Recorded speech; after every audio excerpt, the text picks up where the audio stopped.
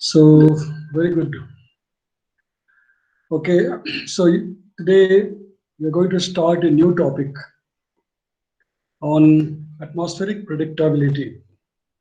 Okay, so far, so we have discussed topics like modeling techniques, different types of models, okay, the physical parameterization schemes, everything. So, after having all those things, okay, so many types of models, so many types of physics in the model. But with all those things, can we say that we can predict the atmosphere accurately for, say, sufficiently longer time? We can't say indefinitely longer time or infinitely long time, but for sufficiently long time, after having all those things, can we say that the atmosphere is predictable with all those observations that we have now from so many sources, right? Satellite, radars, balloons, okay, so many surface observations, and many things, aircraft, and so many things. So after all those things, and having such a complex model on a supercomputer, looking at all those things, can we think that we can predict the atmosphere, indefinitely for a long time? And the answer is obviously, unfortunately, that no, we can't predict the atmosphere indefinitely for a long time. That's because there is a limit to the predictability. Atmosphere has a predictability limit. Okay, and that predictability limit can vary according to the systems that we are trying to predict, and also the geographical location. Okay, so this limit of predictability generally is supposed to be more in the extratropics, mid latitudes, compared to the tropics in our latitude. And it is estimated that the theoretical limit of the predictability actually in tropics is about 1.5 days only. Only 1.5 days we can predict with confidence in the tropics. Okay, although you know that we do integrate the models up to 10 days, medium range, say, or even beyond that, extended medium range up to 15 days, or even for the seasonal predictions, right, for longer time.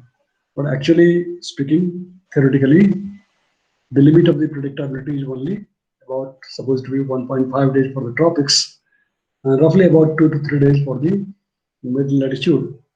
Okay, and that's because of these so many non-linearities which exist in the atmosphere. Right? Atmosphere becomes chaotic after a certain time. Becomes chaotic, and there is a very good book on chaos of the atmosphere by Edward Lorange. Have you heard of the Lorange name?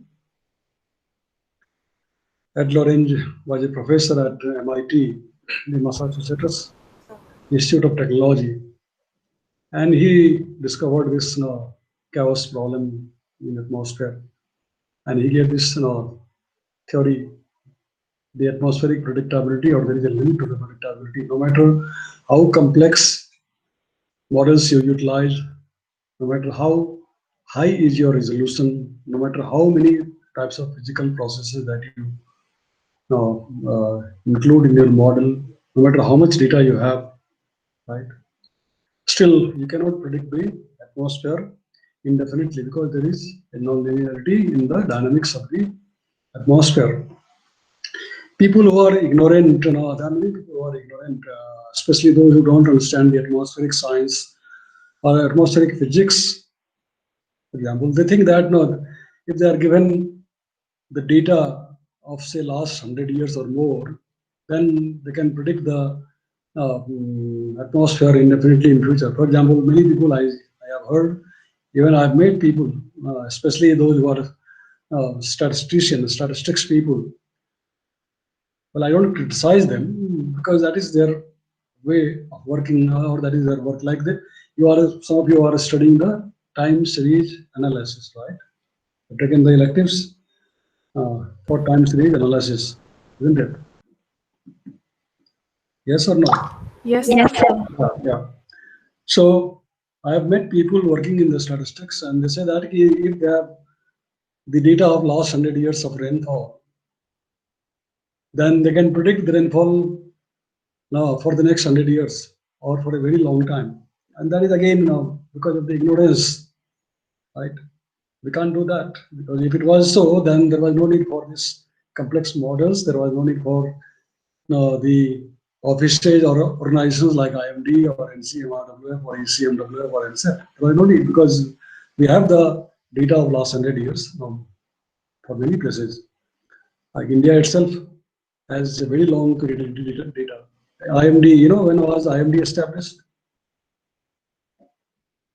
IMD was established in 1876 AD, more than 100 years ago, almost I think more than 150 years ago now, right? Almost 150 years ago, right?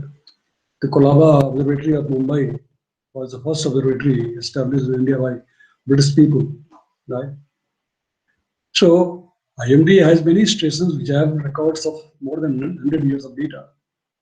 And like that, many places in the earth, many countries, they have more than 100 years of data.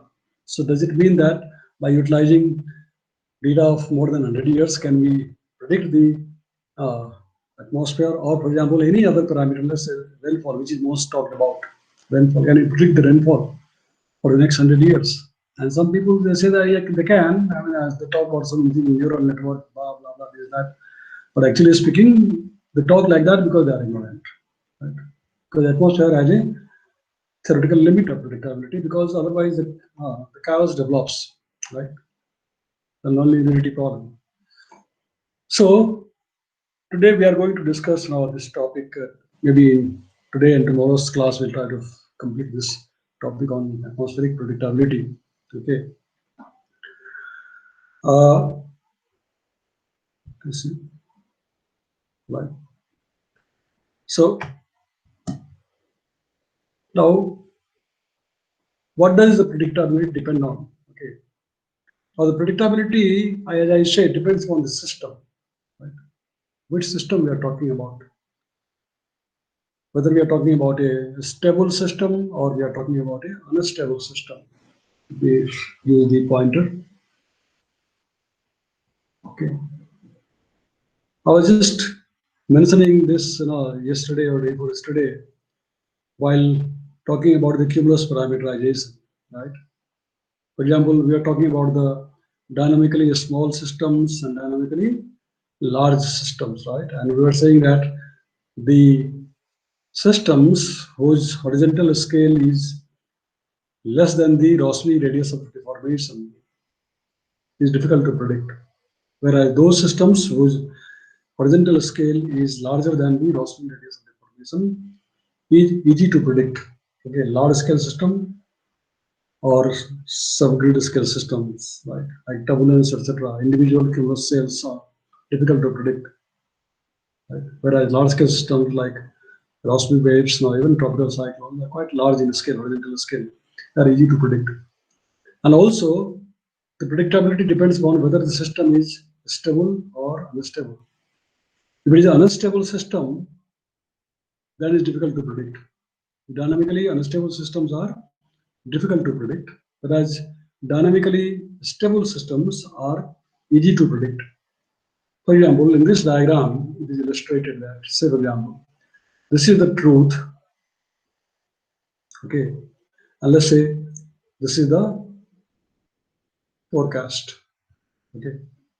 So when you are starting the model integration from a particular initial condition on a particular date, okay, after a certain time of the integration, your solution of the model will start diverging out. Okay, and it diverges like this in the opposite direction. Whereas truth is here, but the solution is there.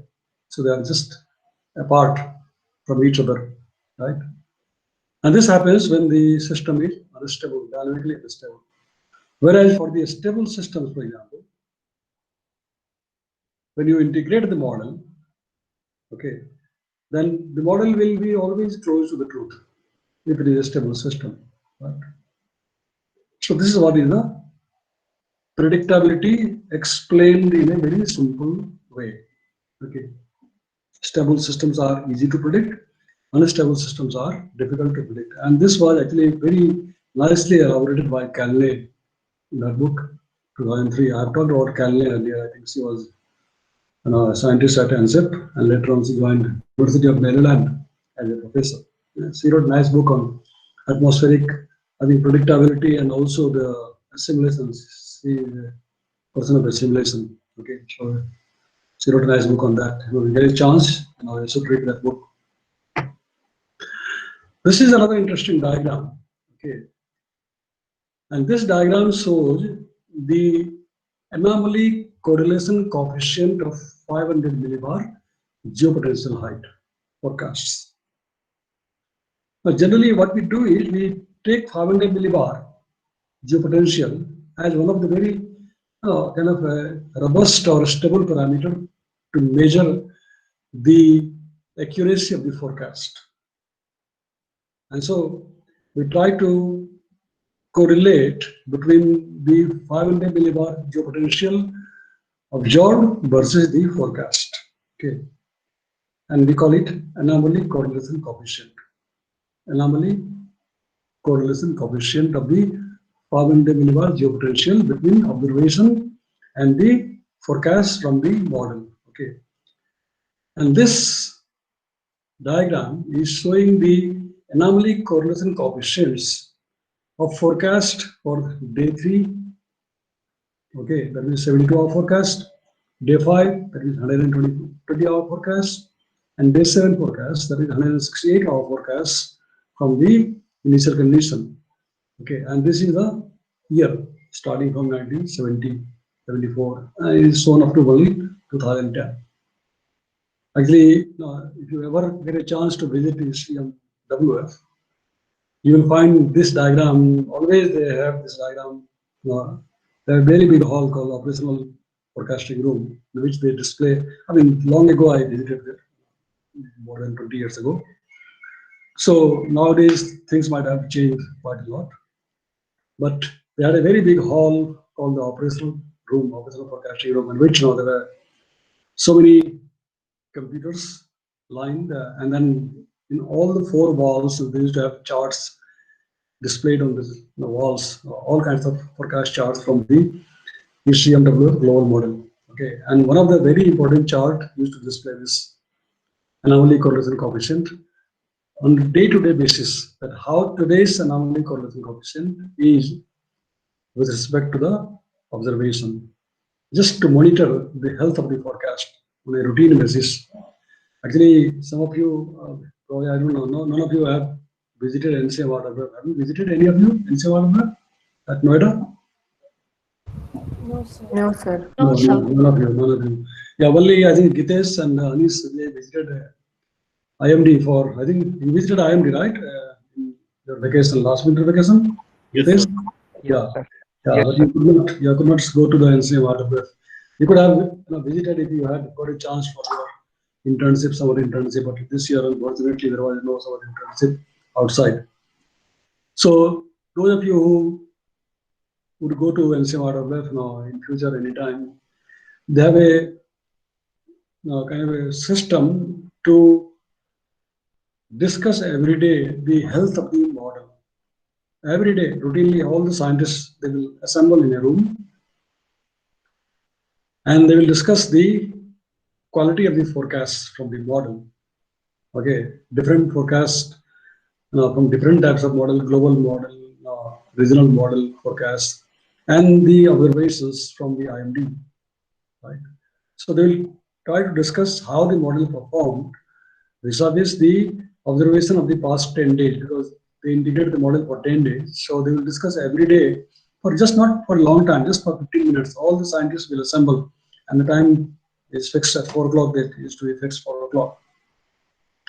So nowadays, of course, they discuss all these things electronically. But long ago, when we were there, when all these things were not there, we used to plot very big charts, and then we used to hang in the walls.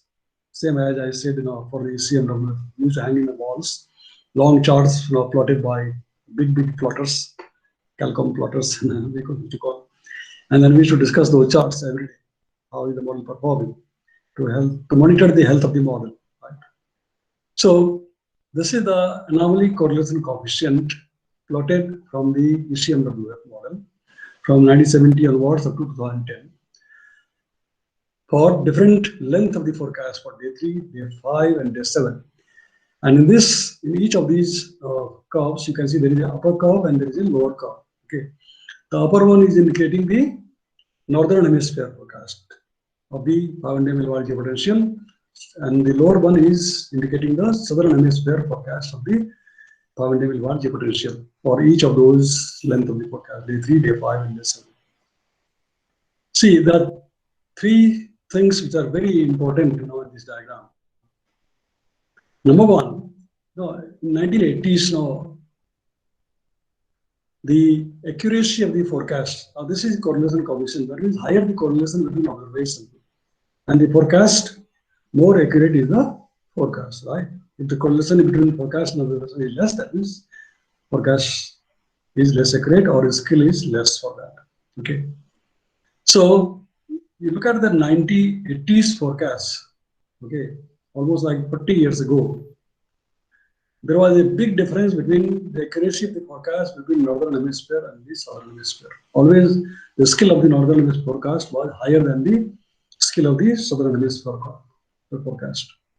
But as time passed, see, both the curves, upper curve and the lower curve, started converging, and almost like from 2004 onwards approximately, the two are almost converging, whether it is at day 3 or day 5 or day 7. Have you thought of why it has happened or why it is happening like that? Sir, because there is more land. Yes, yeah, that's right. In northern hemisphere, we have more land, and so we have got more observatories on the northern hemisphere. In the southern hemisphere, now land is less, observatories are less. So in the 1980s, when there was hardly any satellite, the entire southern hemisphere used to be data sparse, scarcity of data in southern hemisphere. Whereas in the northern hemisphere, we used to have a lot of data because we had surface stations. But as the time progressed, we have got so many types of satellites, right? Geostationary satellites, polar orbiting satellites, which cover all the ocean, whether it's southern hemisphere or northern hemisphere. So because of the satellite data, now the skill of the forecast in both hemispheres are almost converging. Okay. So that is one important point coming out of this diagram. Okay. Second important point is that the anomaly correlation coefficient has increased with time. See, the day 3 forecast anomaly correlation coefficient, say for example, in 1980s was hardly about 85% or so, right? And in 2010, it increased to about almost 98%. And so is the case for day 5 forecast, so is the case for day 7 forecast, right?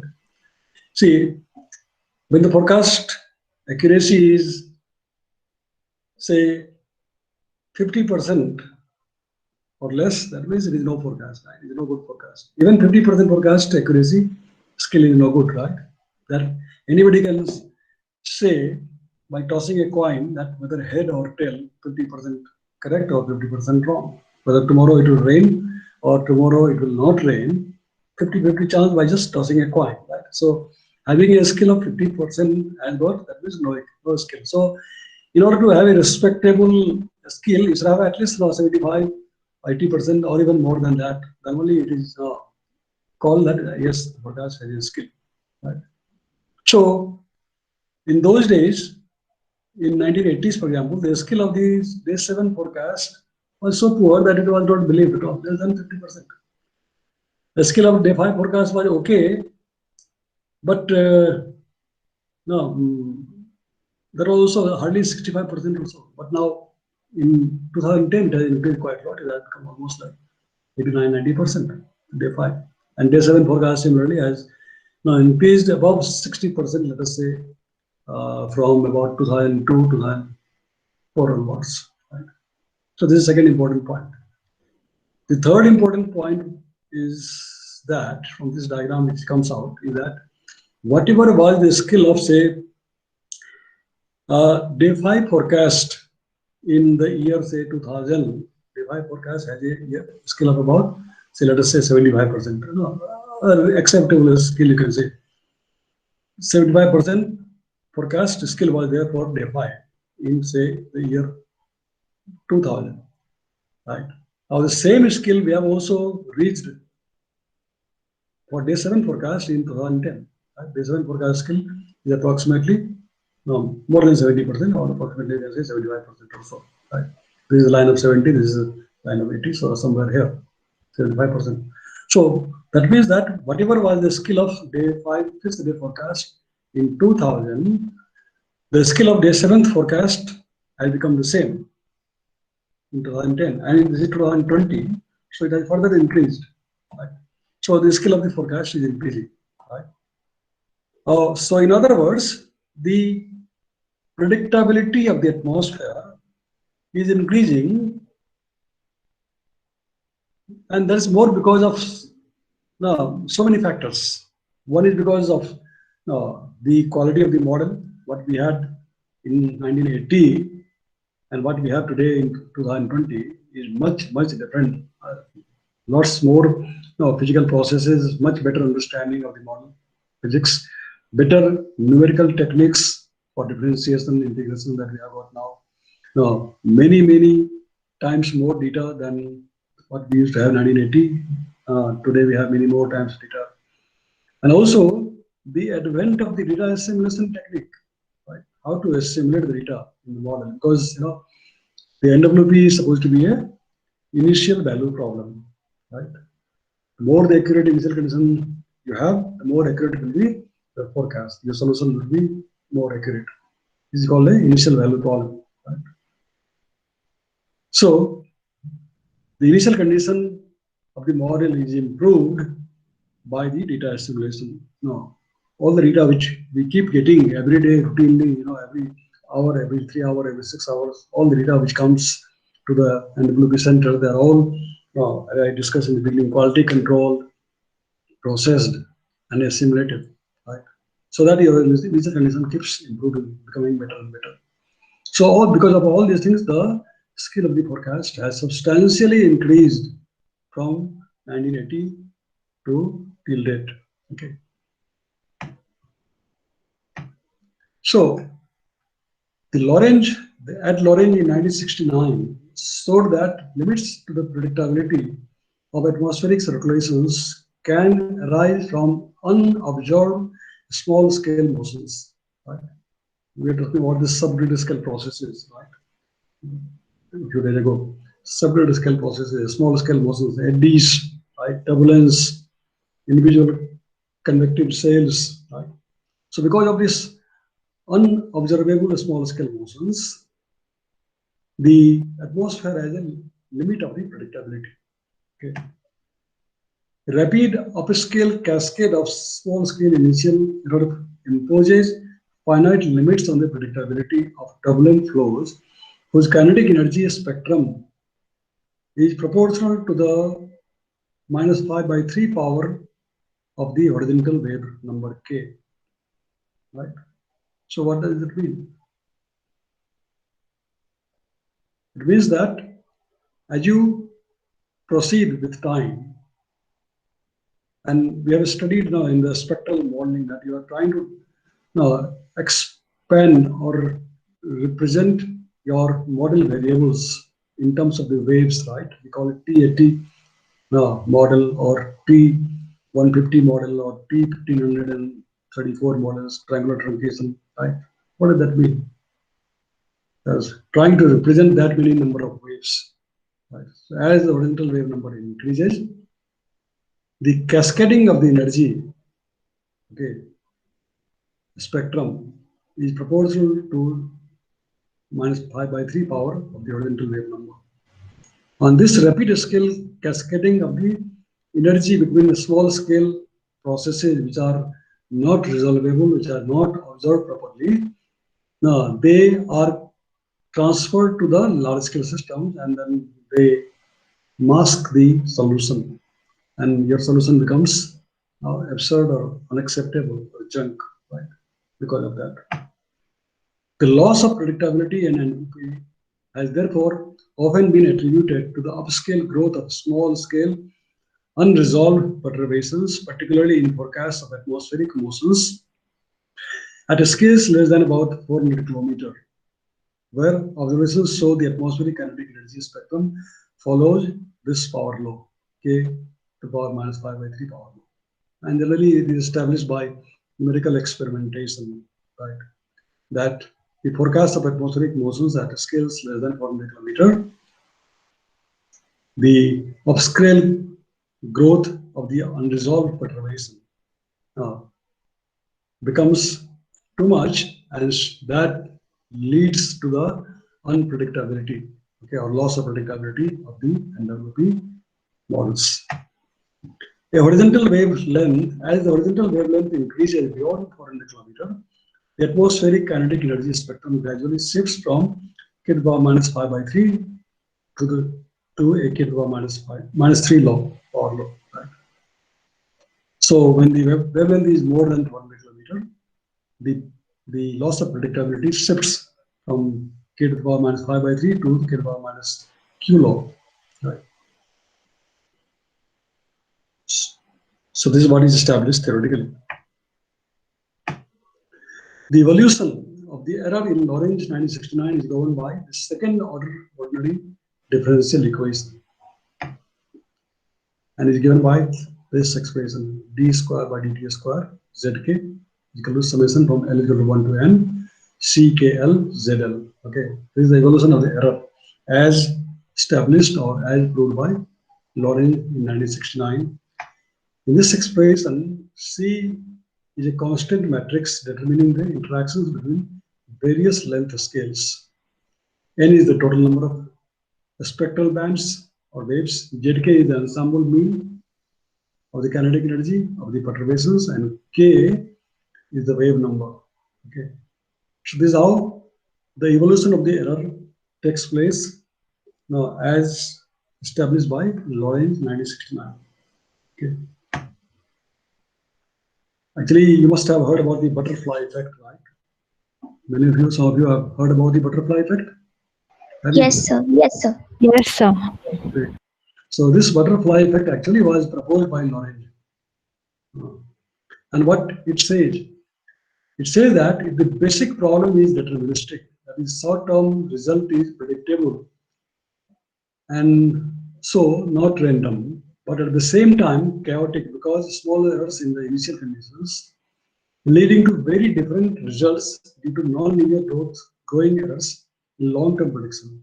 Okay, this is what it says: the predictability of the deterministic model because of the initial condition, the errors in the initial condition, okay, grow because of the unobservable subgrid scale waves. Okay, and Lorentz interpreted this as a butterfly effect, as a flap of butterfly at one place makes the weather prediction beyond a week impossible. See, I mean, such an imagination that even a butterfly's wings flaps, it can create perturbation in the atmosphere so much so that it will make the 7th-day forecast very inaccurate, impossible, right? So that is what is the butterfly effect. It produces a chaos because of the perturbation that it introduces, right? And that perturbation is difficult to measure. The error growth and the cascading of the error from smaller scale to the larger scale becomes so much that it becomes difficult to have an accurate forecast beyond 7 days. Now this diagram is a very interesting diagram, which is illustrating the butterfly effect. You might have seen this diagram earlier. Butterfly effect. Now, what it shows that, let's say, they've got three cases Okay, case 1, case 2, and case 3, right? A, B, and C. Now, in the first case, so let's say this is your initial condition. Okay, this is the initial condition. This side, okay, and this side is your, say, let's say, truth. Okay, so when you are starting with the initial condition, integrating the model, and if your model solution is eventually leading to the truth, right? Right. So that means this is a very highly predictable case. Highly predictable case. Okay. Now the second case is that you're starting from this initial condition. Okay. But when you go forward beyond a certain time, your prediction becomes uncertain.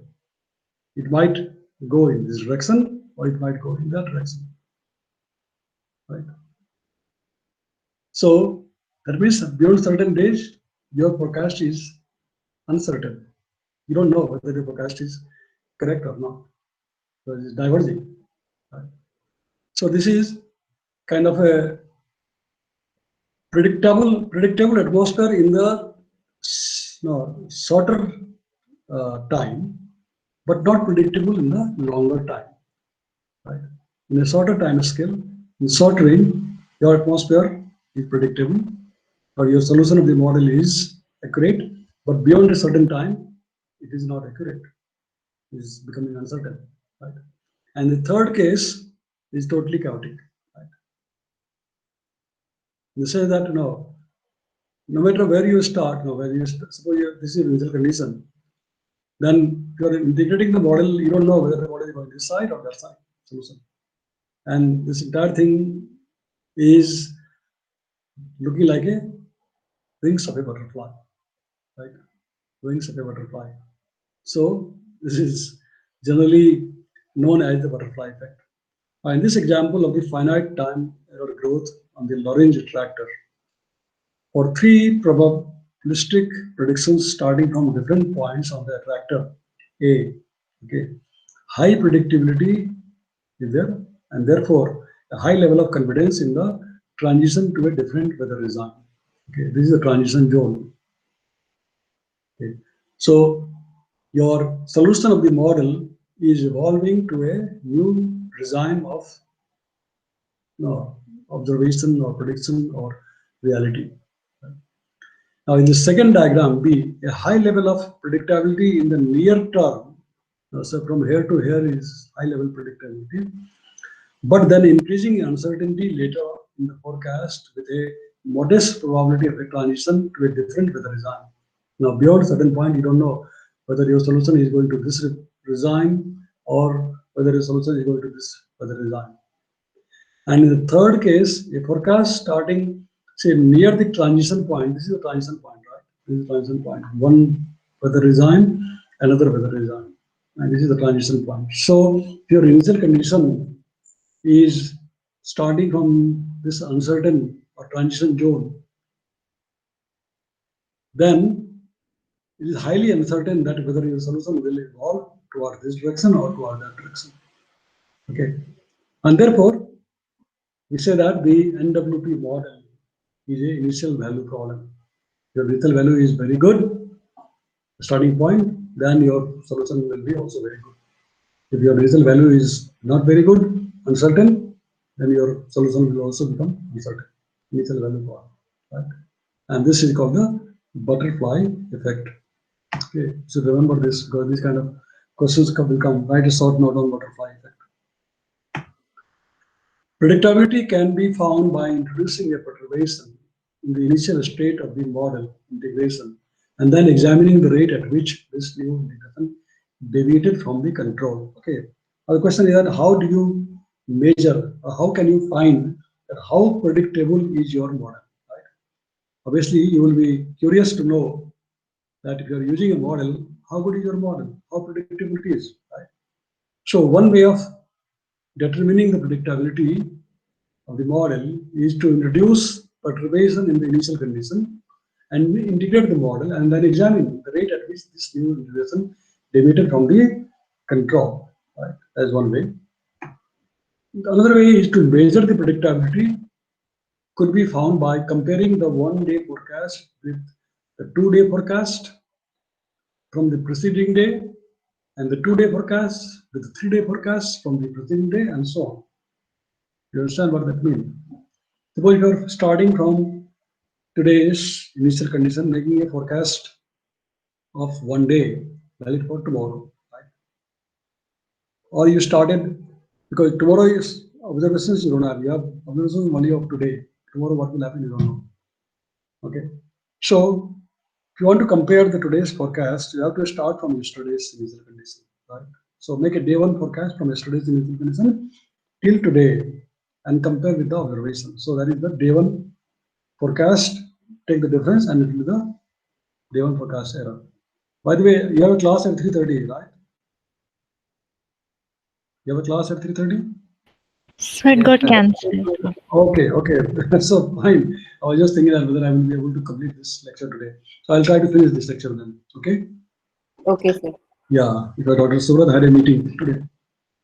So what I was saying is that the second way of measuring the predictability is to say start from yesterday's initial condition, make a day 1 forecast valid for today, and compare it with the observation and see how much is the error, right? For the day 1. Now for day 2, you start from the previous 1 day, like day for yesterday, 2 days ago, and make a 2-day forecast which is valid for today, right? So you know the difference between observations of today and the day 2 forecast which is started day for yesterday, right? Similarly, the observation in the day 3 forecast you can calculate by starting even 2 days ago, right? And then making the integration for 3 days, arriving till today, and compare the difference. So that is your measure of the predictability. Just compare whether day 1 versus day 2 versus day 3 error. And that gives your measure of the predictability. For the extra topics, now we take 500 millibar geopotential height fill as a representative measure of the predictability. Because I was telling you that we calculate the anomaly correlation coefficient at 500 millibar because that is supposed to be a middle of the atmosphere, middle troposphere, right? So that is for the extra topics. But for the tropics, we generally use the 850 millibar and 200 millibar wind vectors. Is selected as is selected because the height fields have insufficient variance to be relevant for assessing the predictability in the tropics. So in the tropics, we take or we use the wind vectors at 850 and 250 millibar to measure the predictability in tropics, whereas in extratropics or mid-latitude, we use the 500 millibar geopotential height. Okay, and that's because if you look at the radiation data or analyze the radiation data geopotential height, you'll find that the geopotential height is hardly varying. Whatever was the geopotential height of say 500 millibar yesterday, almost remain the same today. Or whatever was day for yesterday, almost remain the same. There is very less variance in the geopotential height, and therefore it does not give us sufficient indicator for the measure of the predictability. Whereas you do find the difference in the wind fields, the variations in the wind fields, and so for the measuring the predictability in the tropics, we consider the wind field rather than the geopotential height, right? Unlike in the mid-latitudes. 50% of the relative error is used as a measure of the skill. I was saying even more than that. But having just 50% is no good. As I said, one can just toss a coin and then say that the forecast will be correct or wrong. But it is generally considered okay, as a bottom line, okay, for the skill. An error doubling time of around 5 days. Smart-Gursky, 1963, Mind, Leith, Charney, 1966. The question is that after how many days of the integration of the model, the errors double, right? Becomes double. And they found that with several numerical experimentation, that the error doubling time was about 5 days. After 5 days, the error doubled. So that means the forecast beyond 5 days was useless. Right? But then in 1969, the same person, Samagorowski, using a primitive equation model, found the doubling time of 3 days only. That means after just 3 days itself, the errors doubled. Right? And that's why it is said that in tropics, in the beginning I told you that the predictability limit is only 1.5 days. Lorentz found that the error doubling time for a small errors was around 2.5 days by analyzing 500 Fibonacci potential heights for a small error doubling time. An interesting result is the slow error growth in the extratropics of the difference between forecast 6 hours apart, as there is hardly any error growth for the first 24 hours. Okay. As you know that initially the error growth is very slow, but as you proceed, then it starts rapidly growing. This is another interesting diagram which illustrates how the forecast diverge out. So this is the time. This arrow is indicating the increase in time. And let's say this is your initial condition. The circle is indicating your initial condition. And this, let us say this is the truth in future. After certain time in future, this is the truth. Right? And you are integrating your model with time and trying to reach the truth. Okay, say after 7 days, 10 days, or whatever, you are trying to reach the truth. These lines are indicating the track or trajectory of the forecast from different initial conditions. Suppose these are the initial conditions, different initial conditions. These different lines are the trajectories of the forecast using different initial conditions. And you can see that these trajectories of the forecast are not coinciding with each other, but they are diverging. Right? And let's say this is your climatology. No, this is your climatology. Okay. And this is your truth. And let us say you can say that plus minus 1 sigma or plus minus 2 sigma is the uncertainty in the forecast. So let's draw the forecast uncertainty area. Okay. And this is the climatology. This is the truth. So this is indicating that using different initial conditions, right, your solutions will have different trajectory, and hardly some of the forecast will reach your truth, rest will just fall here and there, right? And that's what is the philosophy behind the ensemble forecasting. And this initial ensemble forecasting, we shall discuss more in detail tomorrow, is done by two different ways. One is by perturbing the initial conditions. You just have, say, today's initial condition, based upon today's observation, and you use some kind of perturbation techniques to perturb your initial condition and make the forecast. Say, depending on how many models you have, you can have 10 different initial conditions or 20 different initial conditions or 50 different initial conditions, and make 50 different forecasts. Each of those forecasts trajectory will be different. Right? This is the uncertainty, and this is because of the chaos. Right? So we take the ensemble mean to have the most reliable forecast.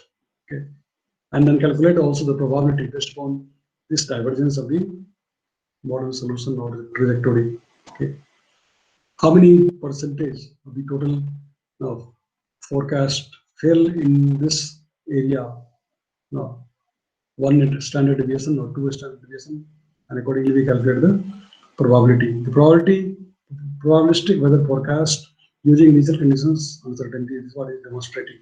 The blue lines show the trajectory. We have already explained that. Lighter blue in all of them represent the range of the possible states Okay, we already explained that.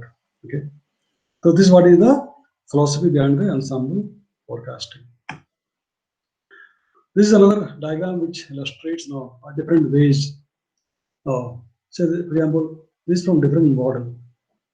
NCEP model, CMC is the Canadian model, Canadian Meteorological Center. DCM is the European Center model. Okay, different models. This is the error, root mean square error, and these are forecast days from 1 day to 10th day, day 10 forecast. Okay, and how the error grows with time. Okay, how the error grows with time in different models. So statistics of the ensemble mean forecast errors, solid line. These are the solid line obtained from different models, NCEP model, CMC model, DCM model. And this is the ensemble mean. This solid line is representing the, indicating the ensemble mean forecast. Already they have made so many perturbed forecasts, and they are taking the ensemble mean. And that ensemble mean also is growing as the day increases, then the error also increases, right? This is the root mean square error. The root mean square error also grows as the length of the forecast increases. Okay, and there are of course not matching. Different models obviously will have different solutions, right? The systems based on the random perturbations to the initial conditions were not sufficiently dispersive as the root mean square error grows faster than the straight, which indicates that the ensemble is under dispersive, and hence the ensemble forecast is overconfident. What does that mean? That means that if your solutions are not diverging too much, if they are all converging with time, that means your forecast is very, very confident, or you are very confident on your forecast. Whereas if it is highly dispersive, that means your confidence is less in the forecast. Right? So we may wish to explore what would happen if we reduce the assimilation step even to 3 hours. Normally, as you may be knowing that, we do the assimilation 6 hourly. Every 6 hourly, we assimilate the data into the model. All the data which comes in the model, it comes to the center, is assimilated in the model every 6 hours. And so we have got 4 cycles in 24 hours. So the question is that whether this 4 cycle is sufficient to minimize the error, or should we have more frequent, 3 hourly, or even for 1 hourly, for example. Because you know that all these estimations we are doing is because to reduce or minimize the error in the initial condition, right? So still, it is a matter of debate that whether 6 hourly estimation is enough, or whether we should have 3 hourly or 1 hourly. And generally, people agree that for the large scale synoptic systems, 6 hourly estimation is fine, right? And that will also depend upon the resolution of the model, obviously, and also what system you are going to predict. For example, if you are predicting a highly unstable system like thunderstorms, right, the square lines, right, then you should have more frequent assimilation, because it evolves so fast. The system evolves so fast that you should assimilate your data more frequently. And luckily nowadays we have got the radar observations. Say every 10 minutes scan of the atmosphere. I mean, so if somebody wants, and if you have a very good computer, you can assimilate the radar data every 10 minutes. Of course, that is too much to do. But people have the rapid scale data assimilation system, so-called RUC, rapid update cycle. Rapid update cycle, RUC. That means they update the model very rapidly every, say, 3 hourly or every 1 hourly. We are going to forecast the convective systems like thunderstorms, square lines, etc. And obviously that needs a lot of computing power. So centers like many places like NCAR, for example, or you might have heard of the NSSL. Have you heard of the NSSL? National Severe Storms Laboratory. That is in part of the NCEP, located, I think, in Oklahoma. Oklahoma area is known for very notorious thunderstorms, even tornadoes. Every year we have lots of tornadoes in the Oklahoma area, the Great Plain areas. Right? Actually, they are much more difficult weather, severe weather than we have in India. They are lucky that we have thunderstorm, nor'westers, and occasionally tornadoes, especially in northeastern region. But the number of tornadoes which occur in USA is much larger than compared to what we have. Every year there are hundreds of tornadoes in that area, Oklahoma area. So they have got a NSSL, National Severe Storm Laboratory, part of the NSEP, and who does all these, RUC, rapid update cycle, rapid update data assimilation, and so on. Okay, to forecast the rapidly growing systems. The initial error will naturally be further reduced, but will the initial errors also have a smaller growth rate? I mean, that is a very big question. Right? Although when you increase the frequency of your assimilation, then the initial error in the initial condition will reduce. But what about the initial growth of the growth rate of the error? Will that also be reduced? That is a question mark. Okay. This is related both to the assimilation procedure and the relative weight given to the observations, as well as the capability of the model to realistically handle the upstream cascade of energy by sub-scale processes. Okay. Now, this diagram is indicating the predictive skill of the model at different forecast length, say from day 1 to day 7 forecast length, the relative error in the y-axis. Okay. This diagram is indicating the predictability of our geopotential in the northern hemisphere. Okay. So this is the control forecast. Okay, this is how the control forecast, how the model solution evolved in next 7 days. And this is what is the verification. This was the actual observation, let us say. So that means that even just beyond 1 day, the solution between the model and the observation started diverging out, right? Started diverging out. The control. Right? And as you know, as the length of the forecast increases, the error also generally increases. So these diagrams are representing the errors in the 6 hours forecast, and this is representing the errors in the 24-hour forecast. Right? So this is the error scale. So the errors are increasing as you go ahead forward with time. Right? 24-hour errors is more than the 6-hour error forecast, and that's what we expect. That 6-hour forecast is supposed to be more accurate, and that's why we use the first guess for the assimilation cycle. We use the first guess as the 6-hour forecast from the previous time state. Right? So 24-hour forecast error is more than the 6-hour forecast. Right? But still, this is different from the observation. Right? This is for the northern hemisphere, and this is similarly showing the error growth in the southern hemisphere. Geopotential. Okay. So this is how the error grows in 6 hours, 24 hours. Okay, in the control. This diagram is showing the error growth for the wind vector. That was for the geopotential, and this for the wind vector. Okay, this for the 850 millibar wind vector upper panel, and this for the 250 millibar wind vector lower panel. This is the absolute error. Absolute error in the y-axis, and x-axis is the time, days from 1 to 7 day forecast. Okay. So this is, let us say, your verification. Okay, observation from whatever source, satellite or whatever.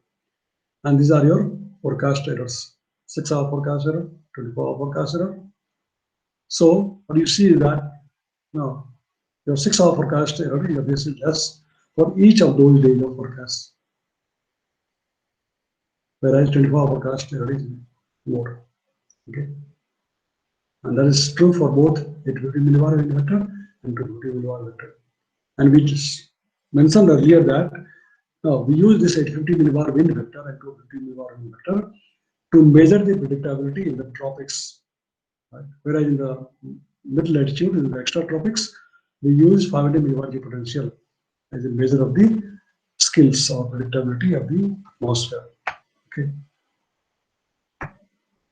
So today we shall stop here. It's only 3:40. Okay, and we shall continue this subject tomorrow. This topic we shall continue further tomorrow. Okay, and we shall complete this atmospheric predictability tomorrow. All right. Yes, sir. Okay, good. So, any question? Is that interesting, difficult, clear, not clear? I'll mail you this PowerPoint, of course, after the lecture, tomorrow's lecture, and you can study yourself. Probably you'll get doubts or no doubts. Only I think when you review the PowerPoint and probably review the this video recording.